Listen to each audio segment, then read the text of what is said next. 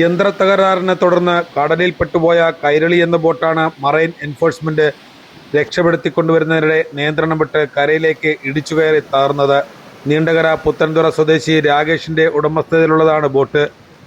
ബോട്ടിലുണ്ടായിരുന്ന 11 തൊഴിലാളികളും രക്ഷപ്പെട്ടു.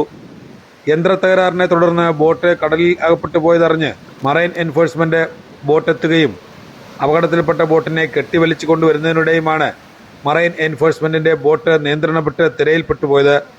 കെട്ടുപൊട്ടിയതിനെ തുടർന്ന് അപകടത്തിൽപ്പെട്ട കൈരളി എന്ന ബോട്ട് കരയിലേക്ക് ഇടിച്ചു കയറുകയായിരുന്നു. മറൈൻ എൻഫോഴ്സ്മെന്റ് ഉദ്യോഗസ്ഥരുടെ അനാസ്ഥയാണ് ഇതിനു കാരണമെന്ന് ബോട്ടിലെ സ്രാങ്ക് മണികണ്ഠൻ ആരോപിച്ചു. ഞാൻ ഈ ബോട്ടിലെ സ്രാങ്ക് ബോട്ട് കടലിൽ വെച്ച് ഗിയർ കംപ്ലൈന്റ് ആയിട്ട് കിടന്ന് ലക്ഷ്മണകരയിൽ പോലീസ് ബോട്ട് വന്ന് കെട്ടി വെച്ചിട്ട് വന്നായിരുന്നു ഇന്നലെ രാത്രി.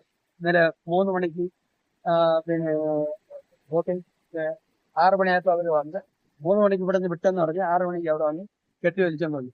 കെട്ടി വലിച്ചോണ്ട് ഇടയ്ക്ക് വെച്ച് 2-3 പ്രാവശ്യം ബോട്ട് കെട്ടിയായിരുന്നു.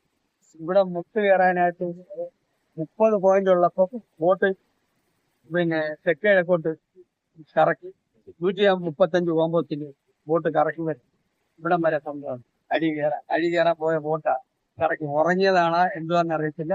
ഇനി വേറെ ആളിനെ ഓടിക്കാൻ കൊടുത്തോ എന്തുവാന്ന് ഞങ്ങൾ എല്ലാരും വിളിവെച്ച് ബയലക്സ് 11ാം ചാനലിട്ട്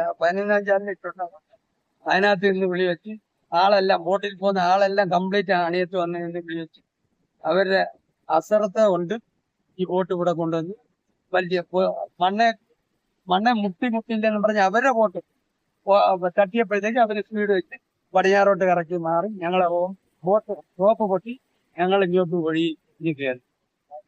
അല്ലേ ഇവരുടെ ശ്രദ്ധ കുറവുകൊണ്ട് ഇത് ഇത്രയും സംഭവിച്ചു.